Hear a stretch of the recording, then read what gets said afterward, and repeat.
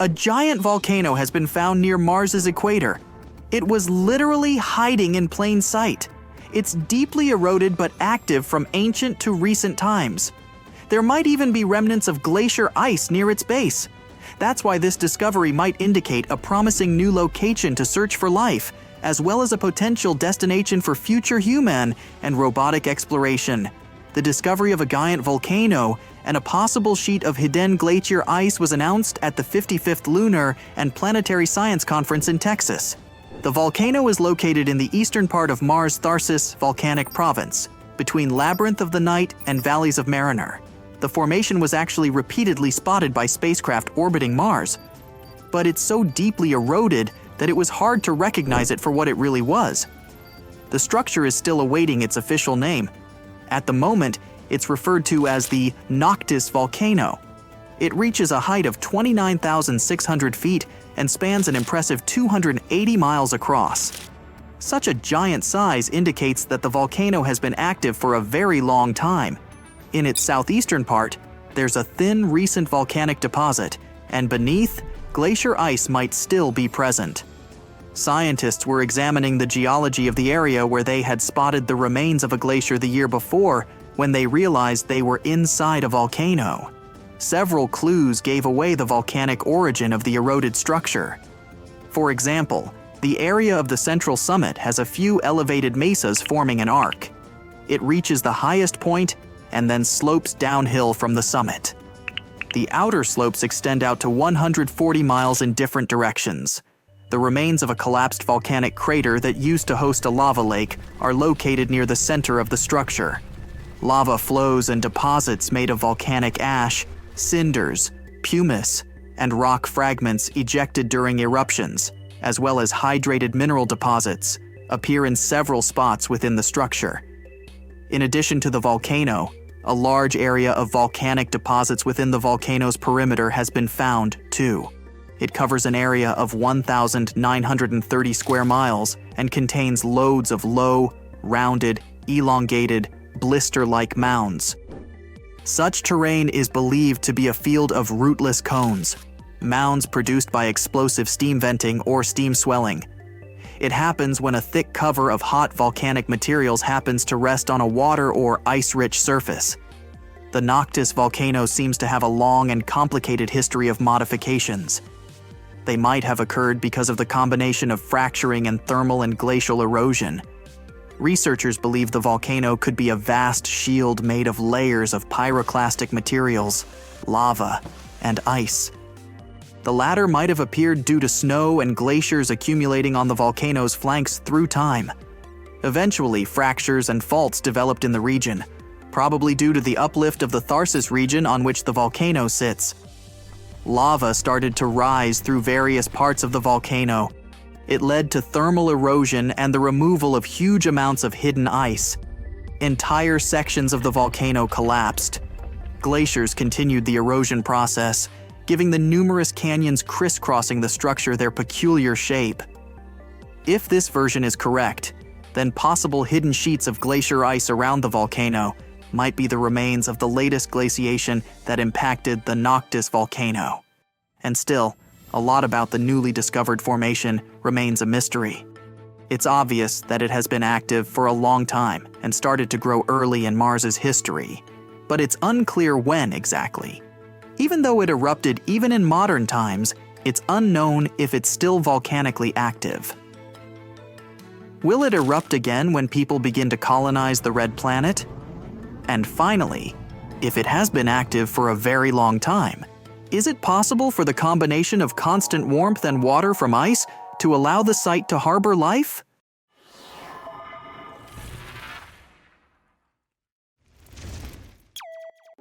We've been dreaming about life on Mars for a long time.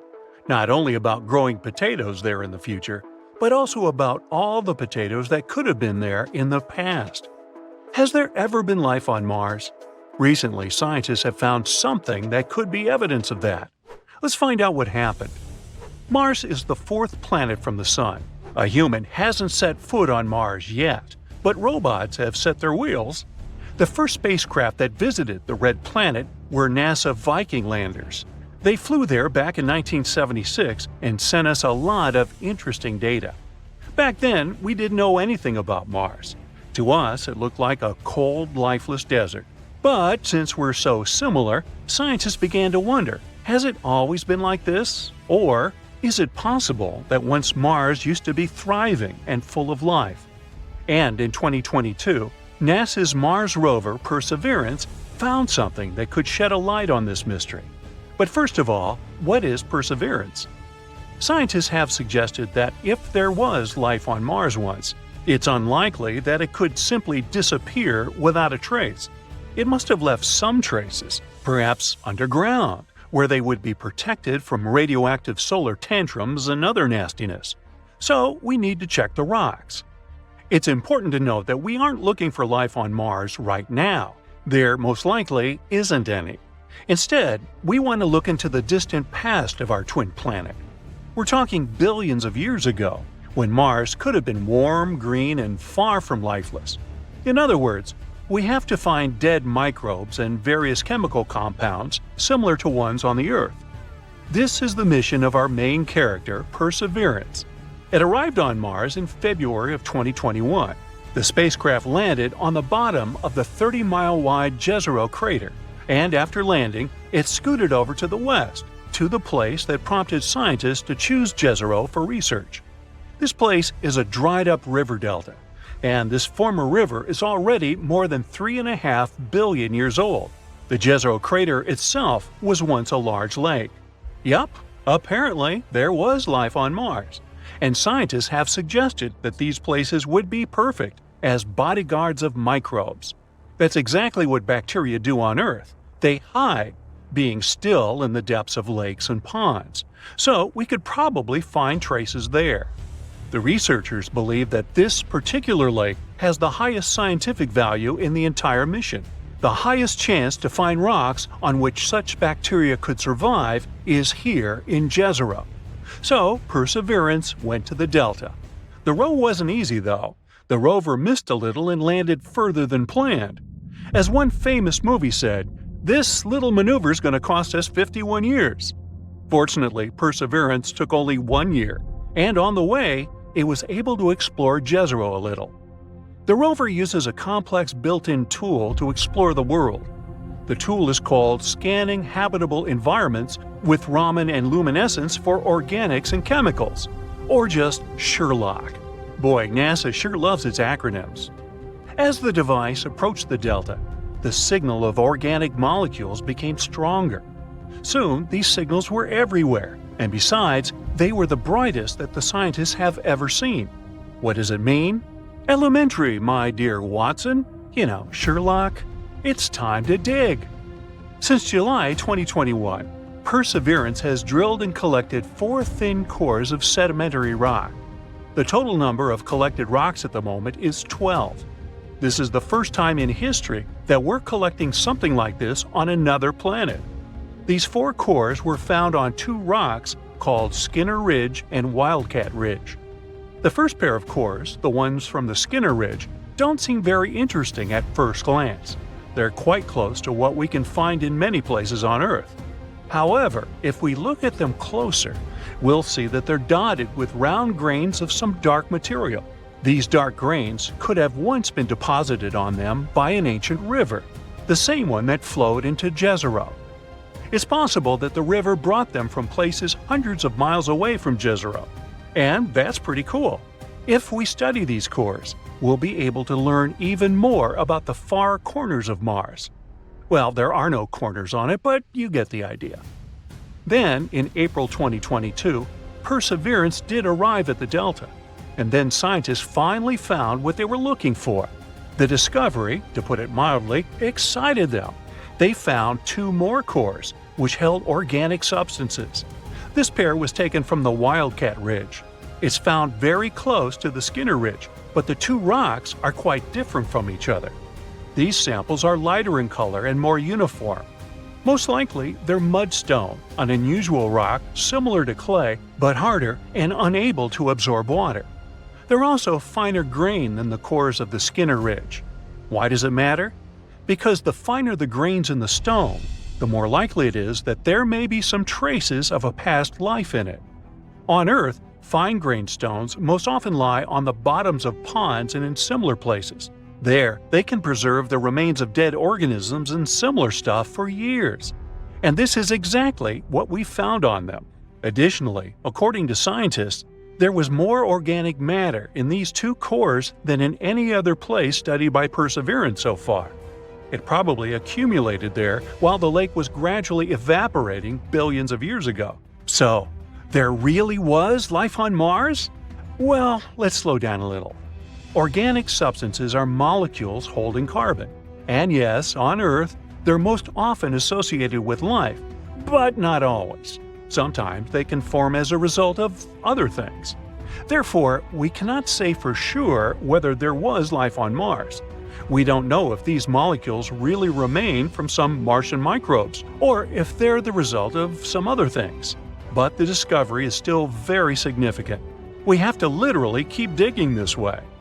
To learn more about this organic matter, scientists need to collect a couple more samples of fine-grained rock. It would also be great to study the material lying around these former reservoirs. Perseverance has already moved to another area, to a place with a beautiful name, Enchanted Lake. Now it needs to look for similar things there. It will also continue to study Lake Jezero. Eventually, Perseverance will climb to the top of the delta and then continue exploring ancient sites outside the crater. Sometime before the end of 2022, Perseverance will probably have 6 or more samples of the Martian cores. Unfortunately, its tools, though complex, are quite limited. This data alone won't be enough for us to get a complete picture. Therefore, NASA plans to send other spacecraft to Jezero in the coming years. Together with the European Space Agency, they're working on the next robotic mission, known as the Mars Sample Return. The name speaks for itself. These devices will arrive and take away all the test tubes from the old Prospector Perseverance. After that, these samples will be delivered to Earth, though not by Amazon Prime, and then scientists will be able to analyze them in advanced laboratories. However, all this will take a really long time. The launch of this mission is scheduled for 2027-2028, and the spacecrafts won't be able to return until 2033. But if everything goes well, it will be the first samples in history delivered to Earth from Mars. In other words, there's still enough space for research, literally. And yes, we don't yet know the true meaning of these finds. But that's why the entire mission was created, right? And who knows? Maybe in a few years we'll finally find out the truth about what happened on Mars billions of years ago. Ooh, check out The Martian! Made you look. Look.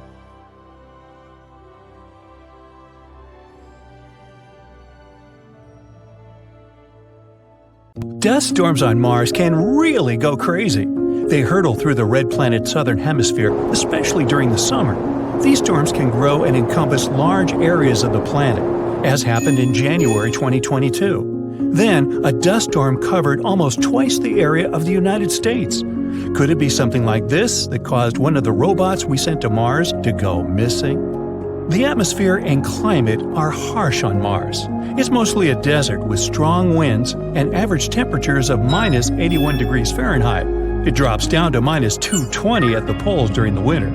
A lander needs to be specifically equipped and very sturdy to withstand such conditions.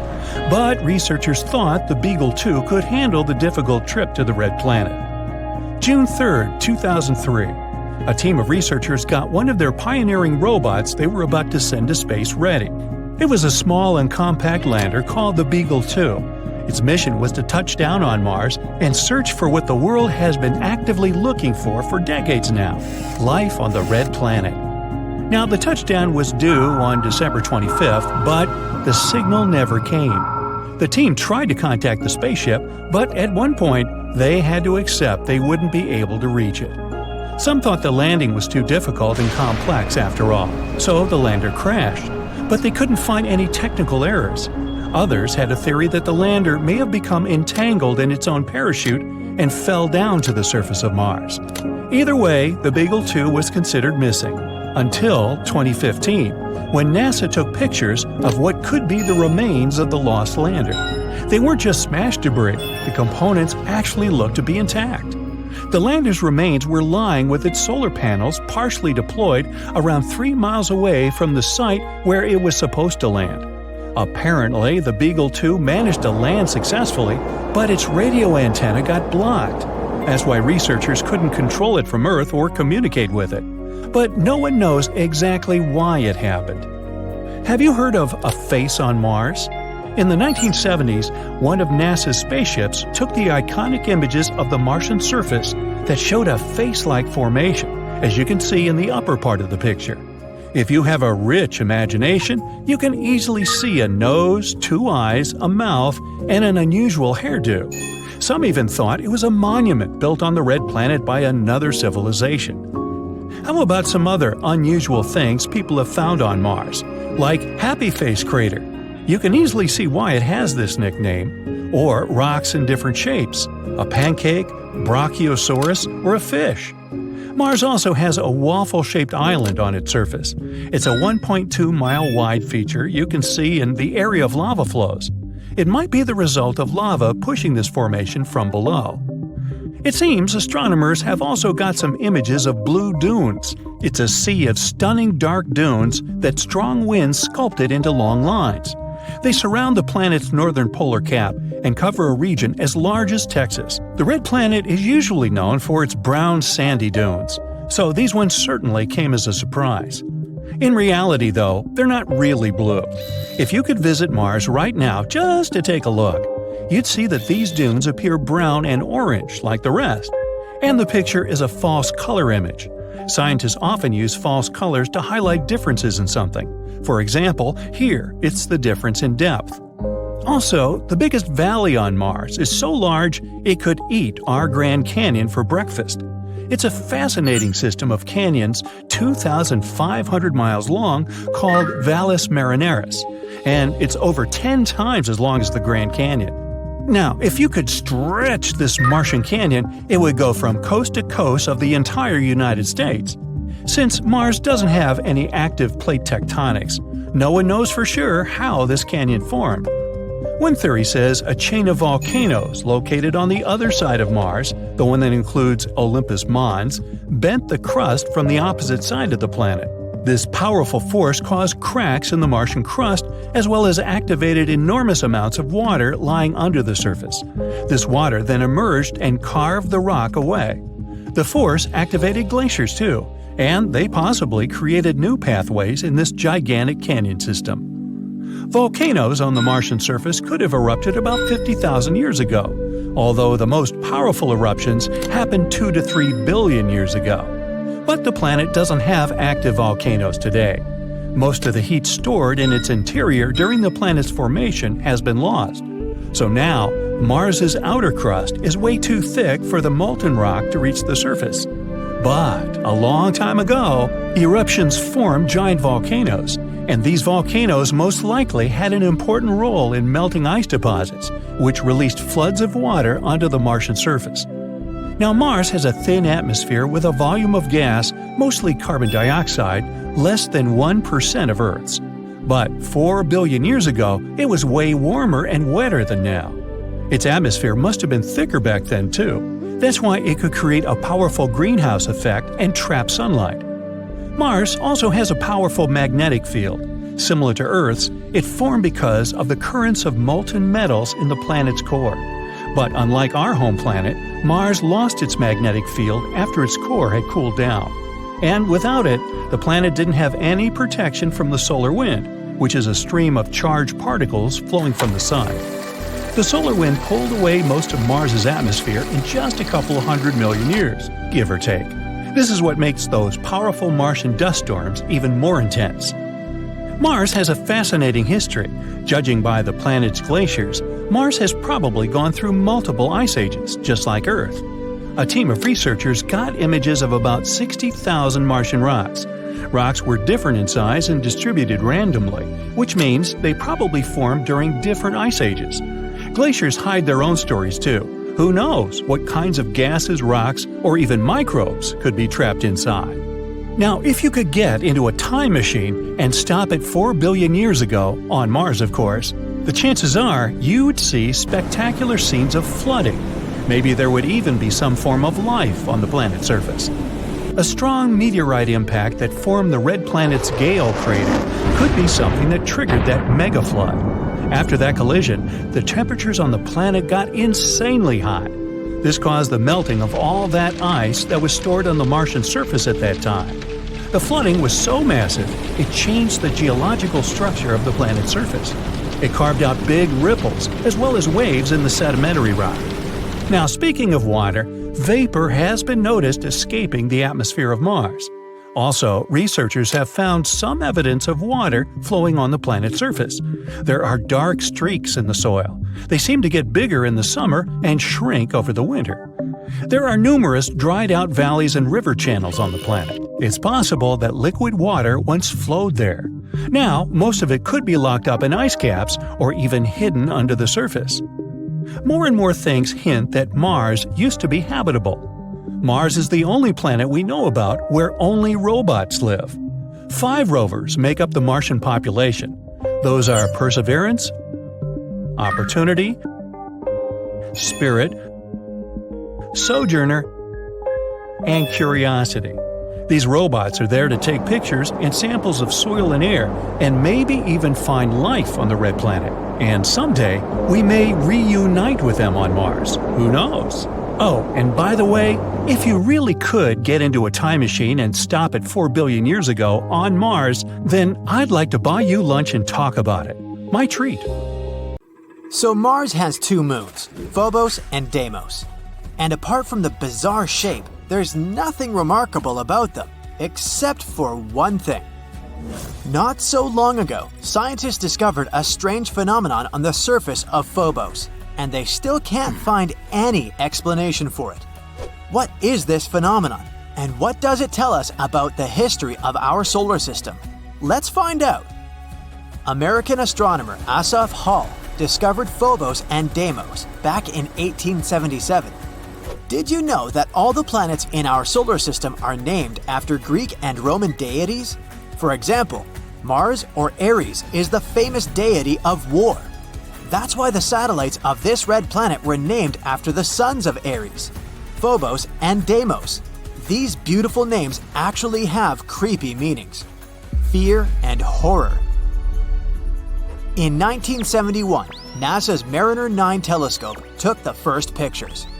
That's how we found out that these guys weren't at all like our moon. They had this weird shape, a strange and unstable orbit. Moreover, there are no other moons in the solar system that move as close to their parent planet as these 2. Well, they are its sons after all. But even though they are very close to Mars, if you were standing on the surface of the red planet, you would hardly be able to see them. That's because the curvature of Mars hides Phobos and Deimos from view. Even if you were somewhere on the equator, Phobos would look like an ordinary asteroid to you, and Deimos would look like a star. All because these satellites are basically crumbs compared to our moon. They're the smallest and least bright moons in the entire solar system, which is ironic considering their mighty names. Anyway, it seems that everything should be pretty clear with these 2 satellites. But nope, there's a problem. You see, scientists reconstruct the history of space based on the traces found on different space objects. Dents, scratches, cracks, all these things can tell us what happened billions of years ago. For a long time, scientists were sure that, just like their Greek prototypes, Phobos and Deimos were twins. But then, NASA's Viking orbiter took new photos of the satellites, and that's when they discovered a significant difference between the 2. The entire surface of Phobos was covered with huge grooves. Those were a series of long, deep pits stretching from one end of Phobos to the other. You may say, what's the big deal? All space objects have this kind of stuff on them. And yeah, there are other satellites with similar grooves and scratches, but none of them has as many as Phobos. It's completely covered in grooves, and they're huge, up to 12 miles long and 660 feet wide. And that's not all. Some of these grooves intersect with others. This means that Phobos has experienced not one, but many traumatic events. But what exactly happened to it? Actually, scientists are still not completely sure. However, they have a few ideas. And these theories can tell us not only about the past of Phobos, but also predict its future. Theory 1. Asteroid impact. Well, the first suspect is quite obvious. There's a large, almost 6-mile wide crater on Phobos. It's called Angeline Stickney. It was named after the wife of Asaph Hall, the scientist who discovered the satellites. Adorable. So that's what the first theory sounds like. Once upon a time, an astronomical body crashed into Phobos. The impact was so strong that it left a large crater. And the effect of the collision left a bunch of grooves everywhere on Phobos. It sounds logical at first. However, scientists have noticed a flaw in this theory. They learned that these grooves actually formed not inside the crater, but next to it. So it wasn't a collision that created them. Besides, what about those grooves that intersect with the others? Or is it just a big cosmic coincidence? Well, the search for truth continued. Theory 2. It's all because of space debris. Yes, there's a difference between these two theories. In this case, the grooves aren't a direct consequence of the collision. Rather, it goes something like this. Something crashed into Phobos. This impact caused a bunch of rocks to be thrown into space. Some of them were lost in the universe forever, but others were small enough to be pulled back to Phobos. Passing next to the moon at a steep angle, they would crash into it, jumping away, and so on. And since the gravity of Phobos is very weak, perhaps they couldn't stick to it. In other words, these rocks were continuously pulled toward and pushed off of the satellite for many, many years. This theory explains the intersecting grooves. It's because the rocks were constantly falling into those places. It sounds quite logical, but there's another problem. We don't see any boulders on Mars or on the surface of its moons. But all this debris was supposed to get trapped by gravity and remain somewhere in the planet's orbit. This, or simply become part of Phobos. In other words, if this were true, we'd find evidence of this theory under layers of dust. But that didn't happen, so this explanation didn't satisfy astronomers either. Therefore, they continued to look for the culprit. Maybe the grooves have nothing to do with Stickney Crater at all. Maybe the real culprit is something else, something even more powerful. Could it be Mars itself? Theory 3. Mars is a twist villain. The previous theories imply that Phobos and Deimos were originally pieces of Mars. Like once upon a time they broke away from it and became satellites, just like our moon. But what if that wasn't the case? Observations made by NASA's Mars Global Surveyor show that Phobos and Deimos are made up of elements which are mainly found in meteorites and asteroids. So, what if Phobos and Deimos are asteroids? There's an asteroid belt between Mars and Jupiter. Given the size, shape, and composition of Phobos and Deimos, scientists have suggested that once upon a time they belonged to this belt. However, one day they flew out of it, and then gravity pulled them to Mars. This phenomenon is called asteroid capture. It's very strange though. Yeah, the asteroid capture isn't uncommon, but these two have been flying next to Mars for what, billions of years? It's weird that their orbits have remained the same. In addition, the atmosphere of Mars is very rarefied, and because of this, it could hardly capture any asteroids. In theory, they should have separated from Mars at the first opportunity. However, this didn't happen.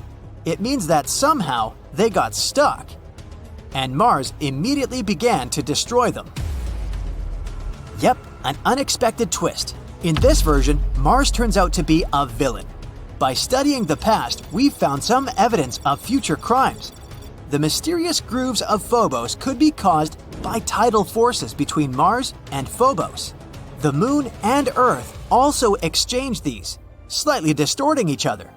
But since Phobos is much closer to Mars, the impact of gravitational forces is much stronger. In other words, the gravity of Mars is gradually destroying Phobos. Every 100 years, the satellite gets 0.7 inches closer to Mars. It also shrinks as much as 6.5 feet, becoming even more fragile and weaker.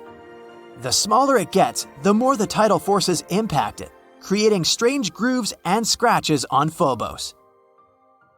Yep, somewhere in 30 to 50 million years, Phobos will either collide with Mars or disintegrate and turn into a bunch of small rocks. And then Mars will also have rings, like Saturn and Neptune. That's why Phobos is called the doomed Martian moon. Anyway, these are all only theories, but the dramatic backstory of Phobos gives us an idea of how dynamic extraterrestrial objects can be. The more we learn about them, the more we discover about the secrets of the origin of not only Mars, but also other objects in our solar system. If one day we really colonize Mars, studying its moons can help us a lot. Let's hope that the upcoming MMX mission will reveal some of the most exciting secrets Mars's moons are hiding. Imagine you're stepping on board a once-in-a-lifetime Arctic expedition that departs to the east coast of Cape Bathurst in Canada's Northwest Territories. It's said that the location you're headed is unmatched on planet Earth. The final destination is an unbelievable location known as Smoking Hills. These red-striped rocks have been burning there continuously for centuries. It has minerals there that are only found outside our planet, on Mars. Some scientists even believe that the site can be an important case study for discovering life on the Red Planet. On board the small cruiser ship, you head out to the deck and spot an unusual scene on the horizon. You see clouds of smoke forming close to a seaside hill. It's as if a party of hundreds of people did campfires all at the same time. But this smoke is not man-made, your guide tells you. Naturally, most people guess it's a volcano. Some people on the deck even guess that an eruption might happen anytime soon by the looks of it. Your guide laughs, explaining that this is far from the case. Volcanoes are usually found on the edge of tectonic plates. It's a rupture on the crust of the Earth that allows hot lava and gases to escape to the surface. In the Smoking Hills, the story is different. The constant smoke is caused by a natural phenomenon. But you'll learn all about it over the next few days. As strange as it may sound, these rocks didn't begin burning yesterday. According to experts, the ground on Smoking Hills has been releasing clouds of smoke for at least a couple hundred years, non-stop. You heard it right. But experts are still unsure how long they've been burning. It could be thousands of years. Now, before you leave the ship, some instructions are in order. The expedition leader explains you're going to enter a high-risk place. So, we replace your regular hiking boots and clothes with a special suit and gas mask before stepping on site. The clouds of smoke you are now watching from a safe distance are composed of sulfuric acid. This chemical is highly toxic. You need to be careful while breathing its air. So remember to keep those masks on. Oh, and as tempting as it may look, don't touch anything with your bare hands. Legend says that the first crew to explore the Smoking Hills found it by mistake. And imagine, these people had none of the gear you're going to use. First written records on the Smoking Hills date back to the 1800s. Irish explorer Captain Robert McClure led an expedition to find the lost explorer Sir John Franklin and had disappeared for over 5 years. The crew took a wrong left along the way and stumbled upon these burning rocks. They also thought it was an active volcano, much like you did, but they discovered how wrong they were when they stepped on site. McClure got curious and took a sample rock back to the boat, and the story says it burnt a hole through his mahogany desk. Remember this when you feel like taking a souvenir home with you. It might not burn a hole on your desk, but it sure will fly through your pocket or any container you try to use to take it. Now, it's day 2, and you're ready to explore the location. The expedition's crew is divided into smaller boats. On your way to the shore, you notice a group of animals. They are far from the smoke, and it looks like they have themselves a mealtime. The smoking hills are located in the Arctic tundra, and there are rich fauna and flora nearby. Slowly, you're approaching the shore. Now you see the cliffs are made of red striped rocks that look like they've been hand-painted by someone. There's another place on Earth with similar hills, and it is located in Peru, all the way to South America. The so-called Rainbow Mountain or Seven-Colored Mountain is a mesmerizing natural phenomenon. They are formed by the sediment of different materials. While the smoking hills are mainly red, over in Peru, these mountains have stripes of lavender, gold, red, and even turquoise. When you finally leave the boat on the foot of the smoking hills, you begin your hike up. Stepping is difficult with your special boots.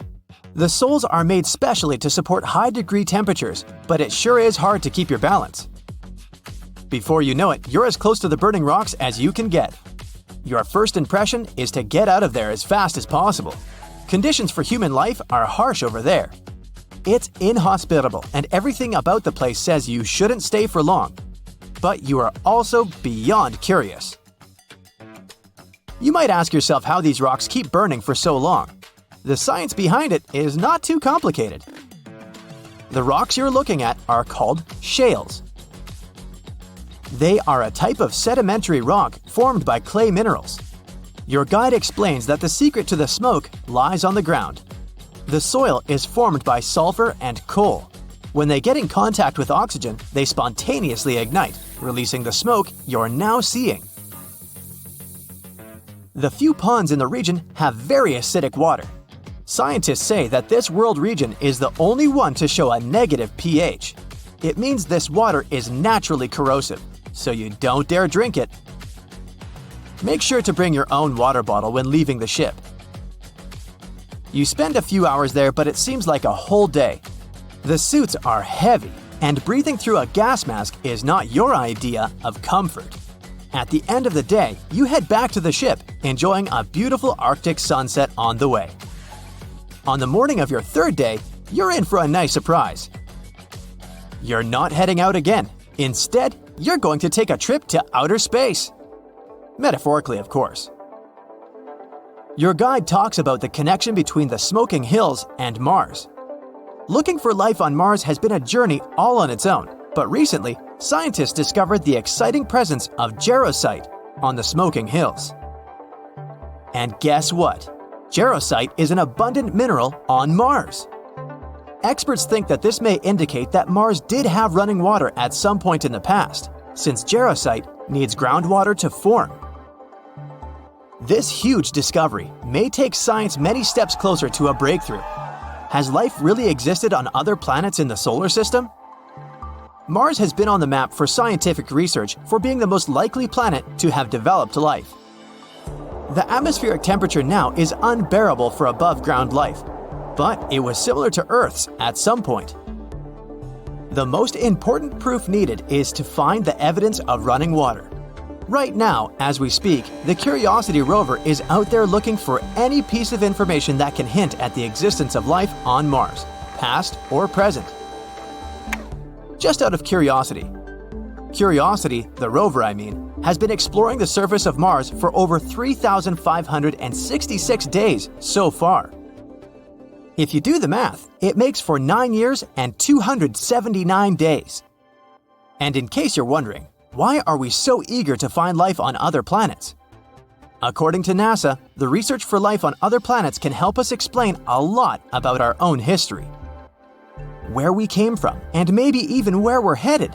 And who could have guessed that scientists could begin to find answers for that in the Arctic tundra? That's exciting, right? Now, it's day 4 aboard the ship, and the expedition is coming to an end. Time to head back to mainland Canada. You just visited one of the world's most inhospitable places with a lot of impressions. Now, it's time to tell us what you thought about the journey and what you learned along the way. Write it all down in the comments below. There are tons of weird things on Mars. Spoons, noodles, doors, even faces. Are they all really just rocks?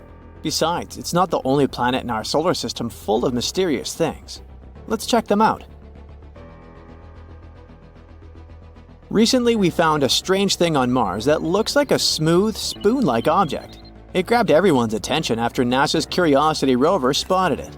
The rock, with a handle and rounded tip, looks like it's floating in the rover's photo. People on the internet are puzzled about what it might be. Some are joking that it's a Martian's bowling pin, or even a shoehorn left by extraterrestrial creatures. But Andrew Good from NASA says it's not that exciting. Turns out it's just a rock shaped by the wind over a long time. These kinds of rocks with odd shapes are common on Mars. They're called ventifacts.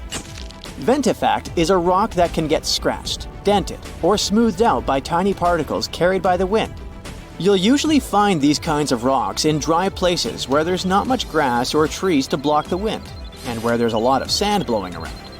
Sometimes, the wind can carve ventifacts into really cool shapes, like the mushroom rocks you can see in the White Desert National Park in Egypt.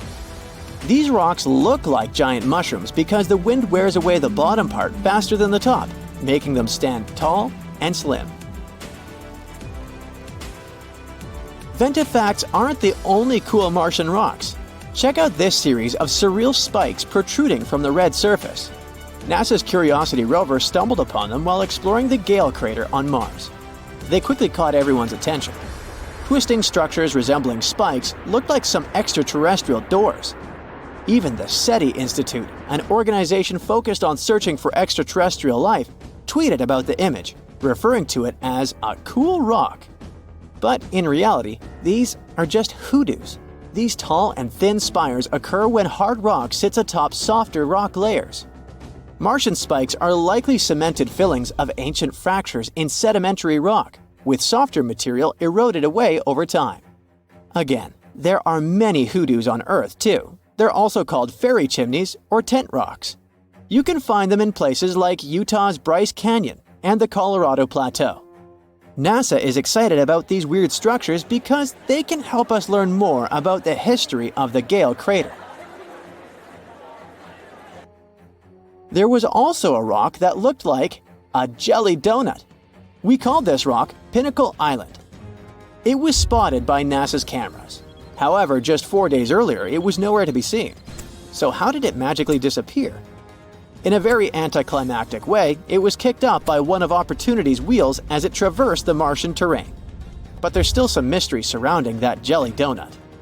Analysis revealed that Pinnacle Island contains unusually high levels of sulfur and manganese. Both of these things are water-soluble.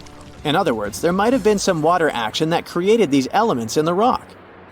So this tiny thing suddenly caused a lot of drama, and an entire lawsuit against NASA. It claimed that the agency failed to investigate a possible fungus growing on Mars. Jelly donut fungus. But not all our findings are natural. Another puzzling discovery was this thing the Perseverance rover spotted. It's something that looks like tangled spaghetti or string. Just like the donut, this mysterious object showed up in a rover camera image and then vanished from the sandy ground in several days. It turns out that it could be debris from the rover's landing system. Perseverance landed in the Jezero crater in February 2021. It had a rough landing and accidentally scattered debris around. Some of these debris pieces have been showing up in the rover's images for a while now. The string-like object is likely a piece of shredded Dacron netting, which is a type of fiber used in thermal blankets. These blankets help regulate equipment temperatures during the super hot process of landing on Mars. It probably underwent significant unraveling and shredding due to strong forces during the landing. Thermal blankets lost a bunch of stuff back then. For example, this shiny foil piece spotted in June. The rover found it on a rock. What's remarkable is how far some of the debris has traveled. The rover landed about 1.2 miles away from where it's currently exploring. It's probably because the crash threw the debris into the air, and the Martian winds carried it over such a distance. Mars is known for its strong winds, which can move lightweight objects. However, while it's fun to stumble upon them on images, there are concerns about the debris and trash on Mars. We haven't even fixed this problem on Earth, and we're already creating it on Mars. The debris we left on the Red Planet is already accumulating in an area called Hogwallow Flats. Plus, the debris can accidentally contaminate the sample tubes used for collecting Martian rocks. So far, NASA isn't overly worried about this, but they're keeping a close eye on it to prevent any issues with the rovers. Now, how about not things, but animals? Curiosity caused quite a stir when it captured something that looked like a rat on Mars. Some started speculating that it could be evidence of indigenous Martian life, or even that this rodent was brought along by Curiosity. But the Mars rat, once again, turned out to be just a weird rock. It looked interesting because of the natural processes like wind erosion and mechanical abrasion. We also found some worm-looking things. Curiosity snapped a picture of a formation that looks like worms wriggling across the Martian landscape. Despite its tiny size, this formation stands out with its unique shape and rough texture. It's probably made of durable material resistant to Mars's harsh erosion. And finally, our top mysterious finding is the face on Mars. Cydonia is a region on Mars that has captured both scientific and popular interest. It's located in Mars's northern hemisphere. It lies between heavily cratered regions to the south and relatively smooth plains to the north. There's a theory that the northern plains may have once been ocean beds. Maybe Cydonia was once a coastal zone. This place is full of interesting and beautiful features that tell us a lot about the history of the Red Planet. But its most interesting feature was the Martian face. This thing gained widespread attention when it was snapped by the Viking 1 orbiter in 1976. Some believed that it was evidence of a long-lost Martian civilization. At first, NASA dismissed it as a trick of light and shadow. But after some analysis, it turned out to be, yep, another rock. We also saw a face of a bear. It was captured by the high-resolution imaging experiment camera. In an image, we can see a circular fracture pattern that looks like a bear's head, with two craters forming the eyes and a V-shaped collapse structure like the nose. The head likely formed because something heavy settled on top of an old hole in the ground. This hole was filled with either lava or mud. The nose-like feature is speculated to be a volcanic or mud vent. But why do we keep seeing these strange things on Mars? Sometimes our brains can trick us into seeing things like faces or objects in rocks and other things. But these are just illusions called pareidolia. Pareidolia is a psychological phenomenon that makes us see familiar patterns or shapes, especially faces, where none actually exist. It's because the brain encounters something it doesn't recognize or understand right away. It tries to find things that look the most like this one. So it sees random patterns, textures, or sounds as something meaningful and recognizable. That's why a chair and clothes on it seems like a super creepy human-like figure at night. It also causes you to see faces or shapes in clouds, or hear recognizable sounds and even words in random noise. It's a fascinating proof of the power of our perception, but we also should be careful with it and not let our imagination run wild. What a nice cosmic family. Meet Mars. I bet you've met him before. These two little guys are Phobos and Deimos, Mars's small moons. But it seems like Mars isn't treating the little ones the right way. Phobos and Deimos are believed to be captured asteroids. However, Phobos is gradually moving closer to Mars due to gravity, and it is predicted that it will eventually be destroyed by the planet's gravity within the next 35 million years. I won't be around then. So, I imagine this will result in a ring of debris around Mars, similar to Saturn's rings.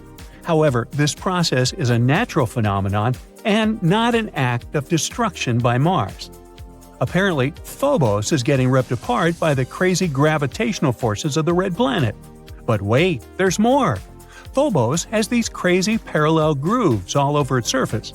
We used to think that they were from an asteroid crash, but now scientists think they're actually from Mars's intense gravity pulling the moon apart. Talk about a rough ride. Scientists have this wild idea that when a little guy like Phobos gets too close to a big guy like Mars, it starts to stretch out towards it. They call it the tidal force. Phobos is predicted to get stretched out so much that it'll actually break apart. Crazy, right? And the debris from the moon will form a tiny ring around Mars, just like Saturn's rings. Now, some people thought that Phobos' tiger stripes were caused by tidal forces before, but that theory got shut down because the moon is just too darn fluffy. But now, these genius researchers ran some computer simulations and found out that maybe there's a hard shell underneath all that fluff that could create grooves on the surface. But don't worry. At the rate Phobos is going, it's going to crash into Mars in about 40 million years. But if tidal forces are already tearing it apart, it might not even last that long. However, we'll still have the chance to learn more about Phobos. NASA just picked 10 rockstar researchers from all over the U.S. to join the science working team for JAXA's Martian Moons Exploration, or just MMX mission. As NASA-supported participating scientists, they'll be helping JAXA explore the 2 Martian moons, Phobos and Deimos. And get this, they're even planning to land on Phobos and grab a surface sample.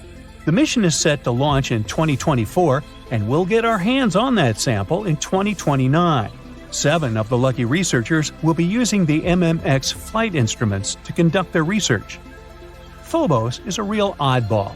It's only 17 miles wide and orbits Mars at a distance of 3,728 miles, to be precise. Now that's way closer than Earth's moon, which takes a whole 27 days to orbit us. But Phobos is in a death spiral toward Mars and is slowly falling towards the planet's surface at a rate of 6 feet every 100 years. But there must be a reason why Mars is acting that nastily, right? What if it's all just because of plain vengeance? Well, okay, picture this. Mars is minding its own business, being all hot and watery like a young Earth. It's got a sweet magnetic field that's protecting it from cosmic radiation and keeping its atmosphere nice and thick. Hey, life is good. But then, at least 20 asteroids, each the size of a small country, come crashing down on Mars like a giant game of cosmic whack-a-mole. One of them even leaves a crater that's almost 2,000 miles wide. Now imagine how Mars must feel with 2 asteroids being its moons after what other asteroids did to the Red Planet. All these impacts are like a massive punch to Mars's gut, and its already weak magnetic field is knocked out cold. The core gets all overheated and can't circulate properly, which means no more magnetic field to protect the planet. It's like as if you were wearing nothing at the depth of the Mariana Trench. If it were possible, you'd be defenseless and chilly. It's basically what happened to Mars. So now, poor Mars is out there in the cold, unprotected from all those nasty cosmic rays. It's like going outside without sunscreen, not a good idea. But at least we can learn from Mars's mistakes and make sure Earth doesn't have the same fate. Maybe we should start investing in some asteroid insurance.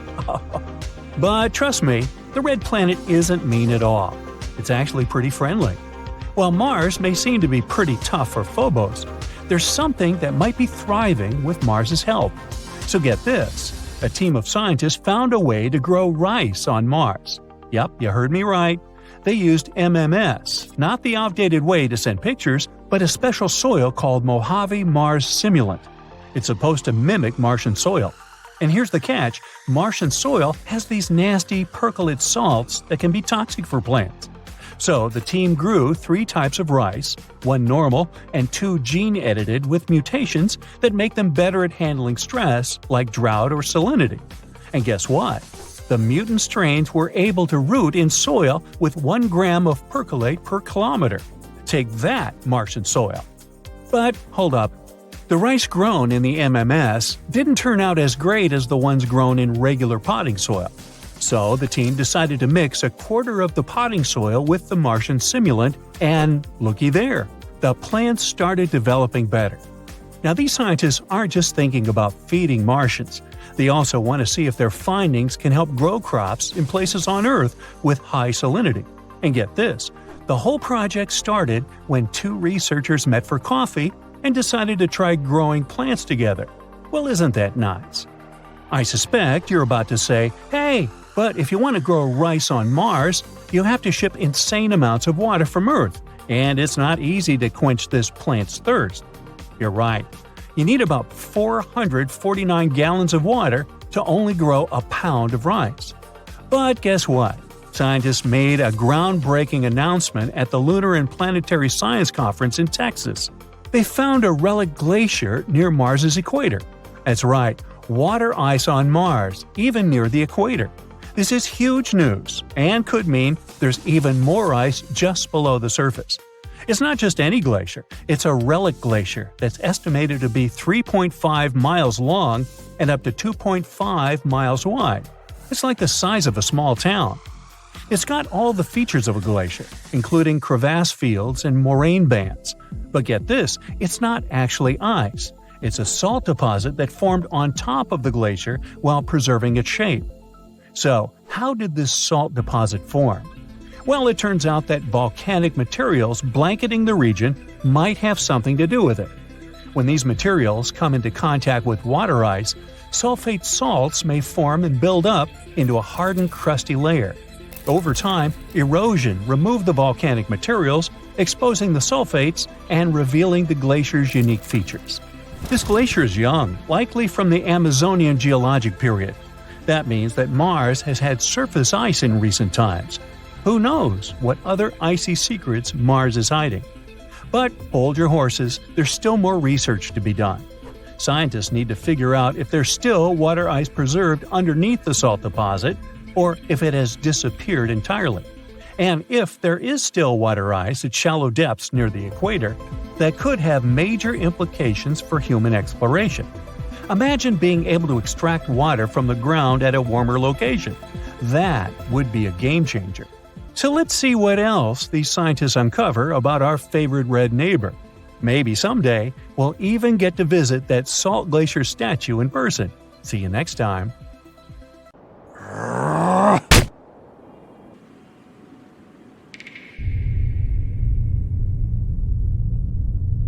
How many people do we need to create a new civilization? And not on Earth, but on Mars, and in limited conditions. And if we create this colony and send them off, what problems will they face? How can they survive that far away from home without any support?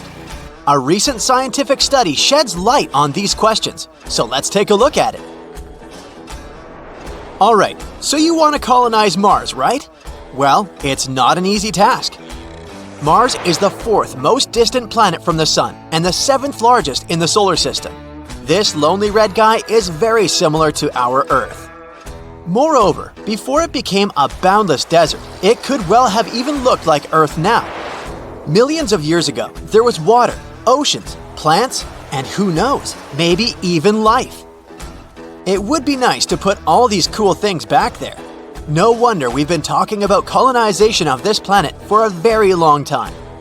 Now, SpaceX claims that their proposed interplanetary spacecraft could deliver 100 people to Mars. The owner of the company, billionaire Elon Musk, talked about creating a fleet that could provide a constant flow of resources to Mars. But how realistic are all these fantasies? Actually, not very much. Before sending people to Mars, we need to solve a number of issues. For example, the incredible radiation exposure, toxic soil, low gravity, low temperatures, and all sorts of other nasty things. And this is just the beginning.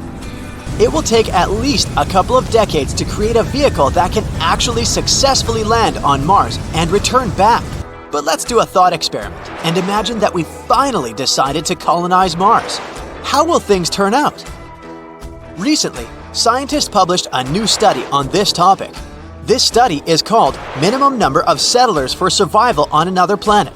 The author is Jean-Marc Salotti, professor at the National Polytechnic Institute of Bordeaux in France. His article was published in the Scientific Reports journal. As you might have guessed, the study was trying to find out how we could colonize another planet. How many resources do we need? How should this colony live? What kind of work should they do? And how long will it take? And, of course, exactly how many people do we need for all of this? Let's try to answer that. Now, imagine that we've moved into a wonderful future. Well, Not really, a terrible future actually. In his study, Solati suggested that life on Earth was threatened by some catastrophic event, so the only way for humanity to survive is to go to Mars or some other planet. In this imaginary scenario, unfortunately, the supply delivery from Earth was interrupted, or even gone. Now, the colony has to support itself somehow. Well, here's where we already stumble upon a bunch of problems. For example, we're not sure how well the people in the colony will work together.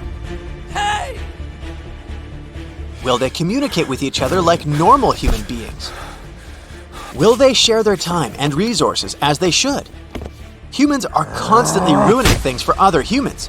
I can even bet that it was their fault we had to flee to Mars. But even if we forget about that, how about organizational issues? What equipment do we have? What will we use to extract resources? What skills would we need? You know what? Who cares? In our case, these things don't matter. All that we know is that the colony doesn't have a lot of initial resources and equipment, and the human factor is absolutely unpredictable. So the chances of survival are pretty low, but we need to survive somehow. In this case, Solati describes two things that will have a huge impact on our survival.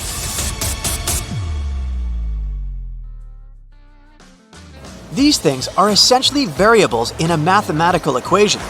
The first one is the availability of local resources.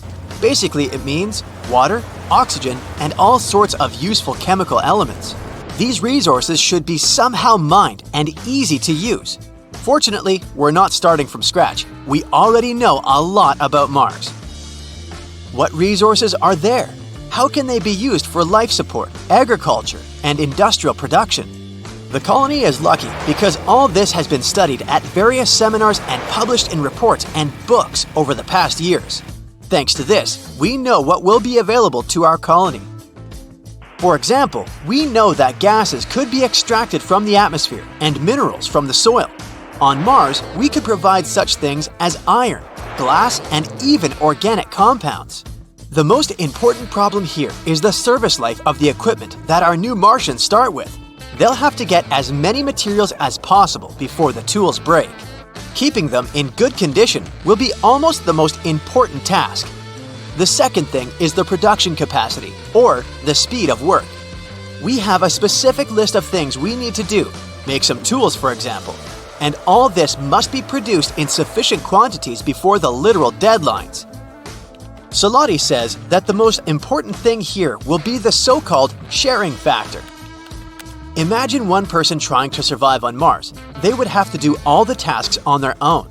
They would need to find or build their own system for supplying drinking water, oxygen, and electricity generation. We've already seen how this played out in the movie The Martian. This task wasn't easy at all. There's always not enough time, and all of this is just too much for one person to handle. Unless you're Matt Damon, of course. So, surprisingly, we need a fairly large colony. This significantly distributes the burden. Each person spends less effort, gets tired less, and as a result, the efficiency and speed of work grow. This is where the sharing factor comes into play. Now we need to calculate this number. If we want, for example, to build something, how many people do we need to do this quickly and efficiently? How can we optimize the work as much as possible? Well, it depends on the needs of these people, on available resources, random things like weather, and so on. But in general, this number can be estimated and calculated using some mathematical functions. Solati tells in more detail about these functions in his article. You can read it yourself if you're interested, but in general, he describes 5 areas that need to be taken into account when calculating this number. These areas are ecosystem management, energy production, industry, buildings, and the human factor. The human factor includes such things as the upbringing and education of children, sports, games, music, and so on. In the end, it all comes down to 2 things: how much time we have and how well the people in the colony will work with each other. So, what was the result of all these calculations? In the end, Solati found out that we would need at least 110 people to successfully survive on Mars. This is the minimal number needed to create a self-sufficient civilization. And it will be better if we don't take too many people with us. The more people we take on the spacecraft, the more difficult it will be to predict the results. After all, as we've already said, humans are always ruining things for other humans. So it's better to stick with about 110 people. Of course, this is a rough estimate, and there are a bunch of different assumptions and uncertainties, but even this number is already very useful. Now the scientists know how many people is a minimum for colonization of another planet. Colonizing other planets is a very complex issue, and it will take us a very long time to resolve it. It's very unlikely that we'll fly to Mars in the near future. This task may take several decades, or even a century. Therefore, the best solution would be to try our best to save Earth until we can begin to conquer other planets.